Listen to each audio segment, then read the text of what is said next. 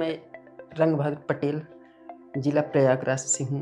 मेरे सीने पे एक लोहे का पोल गिर गया था, जिससे कि मेरी 11 पसलियाँ डैमेज हो गई थी।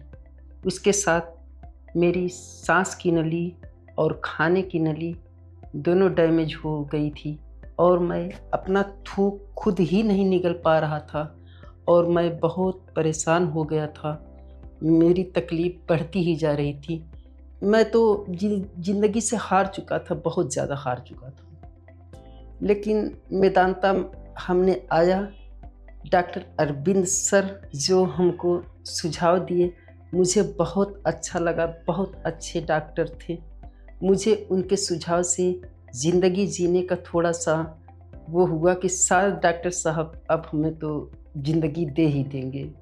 सर ने हमें बोला कि आपकी विंड पाइप और फूड पाइप डैमेज हो चुकी है, आपकी सर्जरी होगी और आप ठीक हो जाएंगे।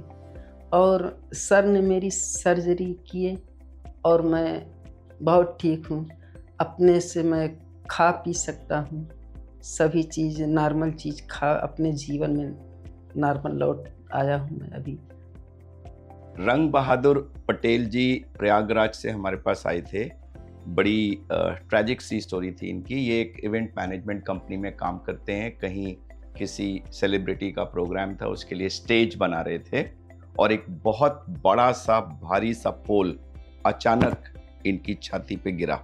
न केवल इनकी पसलियां टूट गईं, बट उस पोल के गिरने से जो एक मैसिव कंप्रेशन चेस्ट के अंदर हुआ, उसने इनके विंड पाइप और फूड पाइप को भी एकदम से ब्लास्ट इफेक्ट किया, जिससे कि दोनों फट गए और काफी लंबे हिस्से तक ऑलमोस्ट 8 सेंटीमीटर का विंड पाइप और उसके बगल में 8 सेंटीमीटर का फूड पाइप फटा, एक साथ फटा और दोनों आपस में जुड़ गए। बड़ा एक ऐसा लगता है जैसे किसी सर्जन ने ये काम किया है, बट ये हुआ।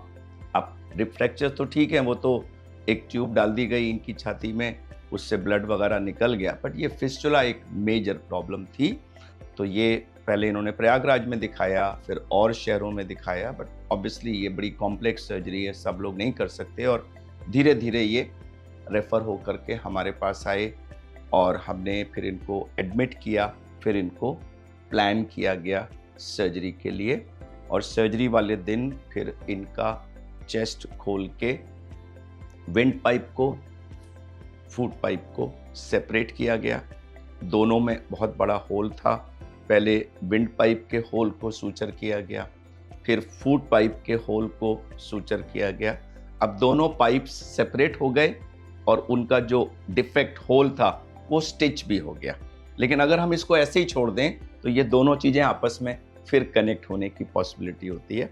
तो इसके लिए इन दोनों के बीच में एक चौकीदार को बिठाना होता है। वो चौकीदार होता है कि आसपास का कोई मसल, मोटा सा मसल जो ब्लड सप्लाई उसकी ठीक हो, उसको बीच में डाल के इसके ऊपर भी रैप कर देते हैं, इसके ऊपर भी रैप। अब ये दोनों जो सूचर लाइंस थी आपस में कनेक्टेड नहीं है, क्योंकि बीच में ये मोटा सा मसल बैठा हुआ है।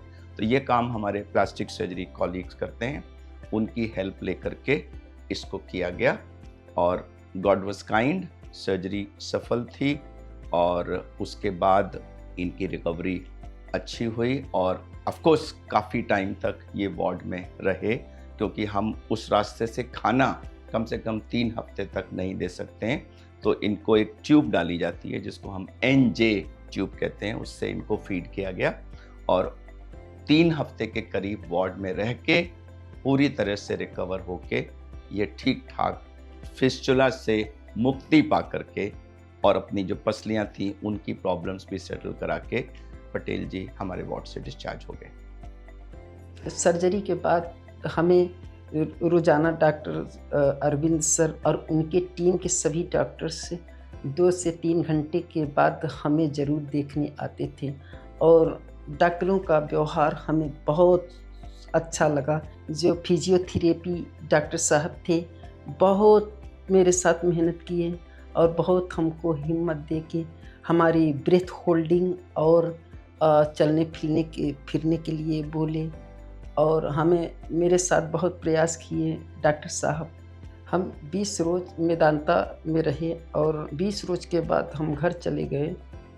1 महीने घर पे रहे और सामान्य जीवन में जैसे कि मैं खाना और पानी पी पा रहा हूँ और चल पा रहा हूँ, साइकिल भी चला रहे हैं खड़ी करके, उसके बाद ब्रेथ होल्डिंग भी कर रहे हैं और सामान्य जीवन में लौट रहा हूँ।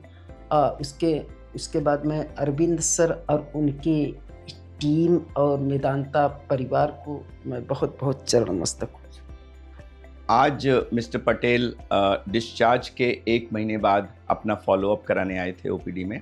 उनकी ट्यूब निकाल दी गई और वो मुंह से खाना खा रहे हैं और सांस भी बिल्कुल नॉर्मल ले पा रहे हैं, कोई किसी तरह की प्रॉब्लम नहीं है। तो उनका जो ट्रेकियो इसोफेजियल फिस्टुला था वो बिल्कुल क्योर हो गया और अब वो बिल्कुल ठीक है। तो मैं इस बात को स्ट्रेस करना चाहूँगा कि ये जो ट्रेकियो इसोफेजियल फिस्टुला एक बहुत कॉम्प्लेक्स प्रॉब्लम है और इसकी मैक्सिमम सर्जरी इंडिया के अंदर हमारे पास होती है। आज से नहीं, करीब 20 साल से हमारा ग्रुप इसमें स्पेशली इंटरेस्टेड है।